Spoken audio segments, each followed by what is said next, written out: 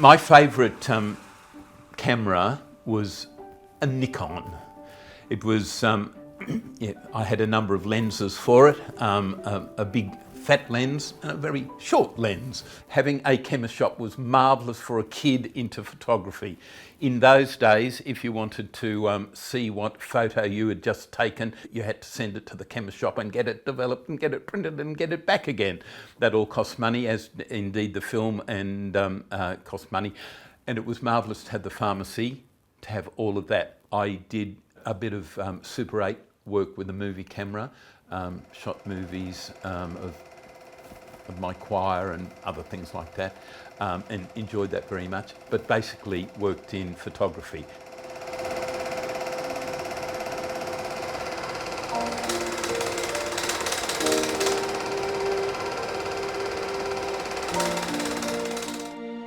I was born in Wahroonga, and that's not the family home, but at the sanitarium hospital where my brother and my mother worked over the years. I was born on the 22nd of August 1941 to Bill Carter and Beth Carter.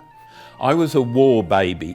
My father had gone off to Singapore to help the English fight the Japanese. I had two godmothers. It was a very funny thing, but during the war there were no men, and so little babies being bought during the war had to put up with having two female godmothers. So I had our lovely family, Bron Adamson as one of mine and Kath Chilton as the other. I was one of the last kids in one of the last waves of infantile paralysis, as it was called, to get polio. That happened soon after Dad returned from being a prisoner of war in Singapore. So instead of this wonderful settled family that he ought to have had, he had the problem of one of the children being in hospital. So I was in hospital for 2 years, a year in the Coast Hospital and a year in a rehabilitation centre at Collaroy. When I came out, we very soon after started building the home that we all know at Wahroonga. That was a difficult time to build because it was shortly after the war and there were no materials. I remember once they'd been waiting for weeks and weeks for the bricks to arrive, and finally the bricks arrived, and Father Bill and Brother Bill went and camped on the block overnight so that nobody would steal the bricks from them. Shortly after, they decided that because of my polio, swimming was the only exercise I was going to get, and we should build the swimming pool. No one had swimming pools in those days, and Father Bill and a friend of the family, Brian Kitchen, laboured weekend after weekend digging out all the dirt for a pool and then putting in the formwork and having the concrete laid and all of that sort of thing. So by about 1952, Bill and I had a swimming pool. That had a big impact on our social life.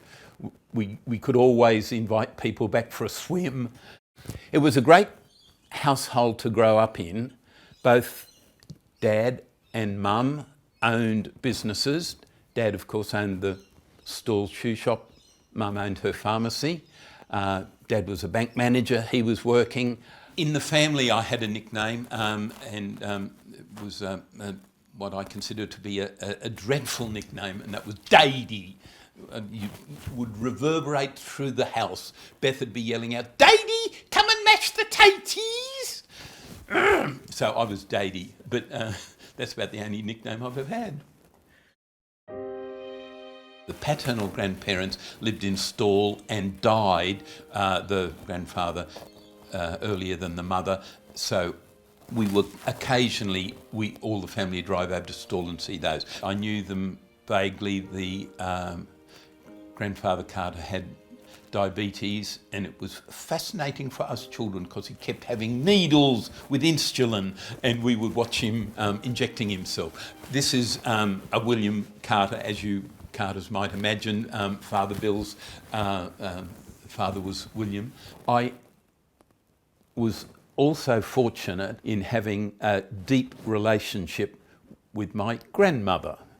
Her name was Eunice Belcher, and she was Australian, but she was Welsh.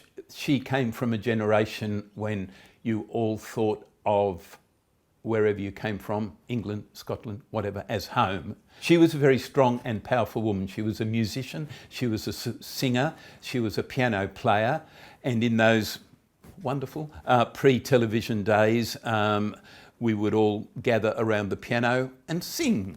And she influenced my love of music very strongly.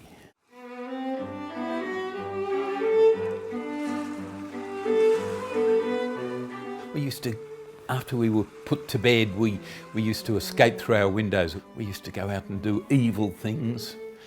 Particularly, we hated all the new building sites. We didn't want new buildings in our lovely bush area, and we'd go in and terrorise the site at night.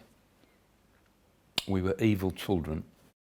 Because Dad and Mum were so busy with their occupations, we kids were taught to do everything. So we washed our own shirts for school, we could start preparing meals.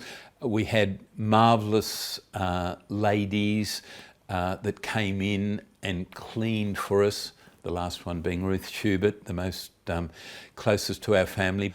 So really, it was the best training two young boys without any sisters in the family could have. I was to be single for the rest of my life, and for me it was marvellous. Brother Bill, of course, succumbed to the family pressure, I guess, and became a chemist. He was apprenticed to Mum and her great helper, my godmother, Kath Chilton, in that pharmacy. And then he took a job at the Sydney Sanitarium, following the family tradition, and worked in the Sand Pharmacy. He and his wife Celia built a home in Wahroonga and started off their married life. Sometime early in their married life, at church at Evensong, one Sunday night, the Bush Church Aid Society had a deputation there and made a plea for Ceduna, where they needed people, including a chemist. Bill and Celia decided to answer the call, and he went over and worked in the BCA pharmacy in Ceduna. BCA later pulled out of that part of their operations, commercial part, and sold Bill that pharmacy. And he had all those wonderful years in Ceduna. I used to go over there as often as I could, either driving over, which was a great drive, which I'd do at Christmas time, or flying over. And I stayed with him there. Later, he took his family into the Adelaide Hills to Mount Barker and bought a pharmacy there, and continued to live there and worked there in that pharmacy until he finally retired.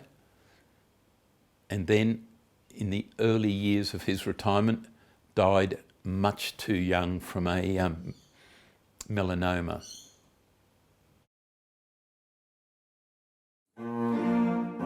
My legal career started off in a very interesting way. Our local Member of Parliament was a very good man called J.C. Madison. He was a great lawyer. Beth Carter was a very strong Liberal Party member. I mean, she was an alderman on the local council as well, but she was deeply into politics. And so we were very close to John Madison and his wife Suzanne.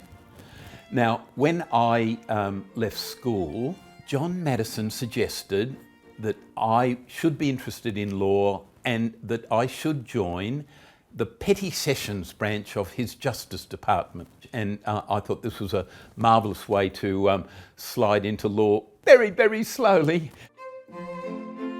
The main thing about Petty Sessions was you had to do country service. And the first thing place that I went was Newcastle. And that like I suppose any people going to a first place, like Brother Bill going to Sejuna, it changes your life immeasurably. So Newcastle was brilliant. It stayed with me, and the contacts that I made there stayed with me for the rest of my life. Shortly after service in Newcastle for a year or so, I was transferred to Narrabri. After that, I was transferred back down to Sydney and worked in that Petty Sessions branch while I was doing my off-campus course at Sydney University and doing the exams. When I qualified, I gained admission as a solicitor, and I worked for the Director of Public Prosecutions for a time. And during that time, some of the local barristers approached me and said, "You ought to go to the bar." So I decided that this was a great thing to do. So I went to the bar and joined one of the three chambers of Parramatta barristers. That was then to be the centre of the rest of my legal career. And towards the end, I did a lot of something that gave me a great deal of satisfaction. I started working for the Mental Health Advocacy Service. They represented people who were in mental asylums or mental homes in an involuntary sense. And that was for children as well as for adults. And so I did some very satisfying work with the Mental Health Advocacy Service. I mainly had a practice in criminal law. I hated family law. I used to say to my colleagues, they were all married and they had to cope with family law. I wasn't married and I wasn't having anything to do with it. I often say to people, in criminal work you often work with juries, and there's nothing better than having 12 men and women who have never been there before and are fascinated by everything that's going on, and they're going to listen to your absolute and every breathless word. If you're not working with a jury, judges have heard it all, magistrates have heard it all, and they're sick of it all. They know they've got to listen to you, but they're sick of it all. But a jury, it's just wonderful. The friendships I made in chambers were very intense friendships. So I remember at my, 40th birthday, one of the big birthdays, apart from two people, everyone were barristers. No family, no anything, they were all barristers. So there you go. Life at the bar, it's a brilliant life.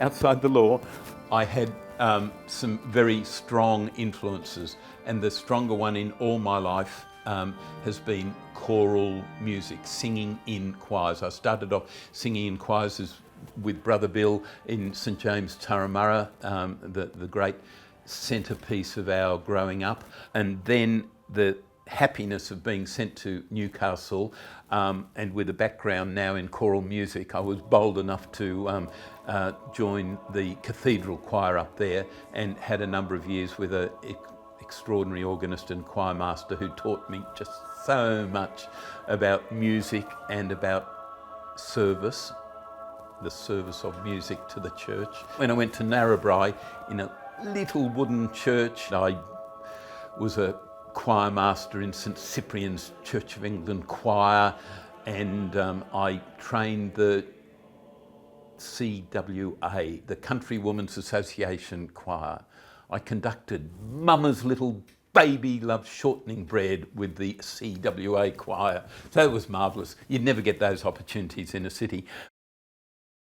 I'm a baritone, and I went through a period in St James King Street where I sang alto, because they, being a cathedral choir, were mainly men and boys. The boys sang treble, the men, lay clerks as they would have been in England, sang alto, tenor and bass. We had other altos, and it was one of the scandals of that time that the altos were women, and they sang in a box that was behind us, and they weren't to be seen. So during that time, I sang alto, and I enjoyed that very much. The other thing that led from coming back to Sydney was that I started work through the influence of one of the choir members there, with the International Society for Contemporary Music. And I worked for a number of years in a voluntary capacity, putting on concerts and doing that sort of thing.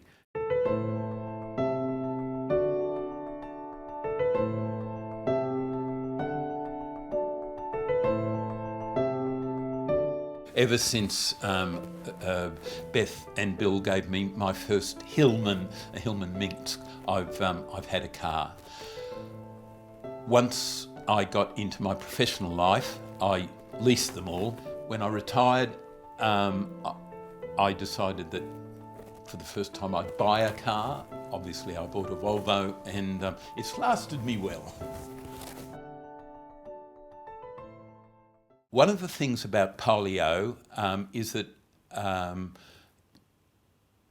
the human body manages to find other nerves and muscles to do the work of the nerves and muscles that have become affected. And it's now become clear that after about 50 years of doing that, the body gives up on providing that support. I realised my mobility was being affected, that my legs were getting weaker and weaker, and I decided that it was time to move into a retirement village. I moved into this retirement village, Hopetoun, at Castle Hill. It's independent living, you look after yourself, but there are all sorts of safety nets to help you if things go wrong. It's given me a whole lot of things, and I won't go on at length to them, but you could imagine with my love of singing, it's given me 2 choirs, a chapel choir and a secular choir, and we do concerts in the various nursing homes and that sort of things. I love my retirement village. There were some very important people in my life, and Jeff and Jan Dwyer were 2 of them. I met them when they were quite a young married couple with a young baby, and they came to our church in Turramurra, where we had a very charismatic priest, Rod Bowie, and from then on I was close to that family. They lived in Turramurra, and it was a great joy to go there. Janet was a great cook, and I had great joys in cooking with Janet. So that family was particularly important to me.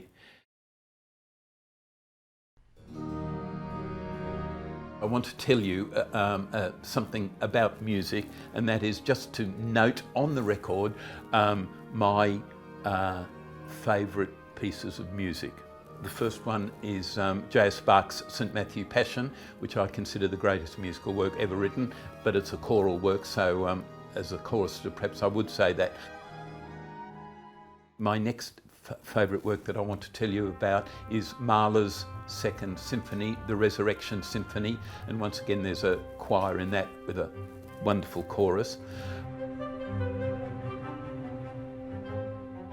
And my third one is an influence that came upon me in Newcastle. The late quartets of Beethoven are just my favourite piece of music, and now string quartets are my favourite sort of music.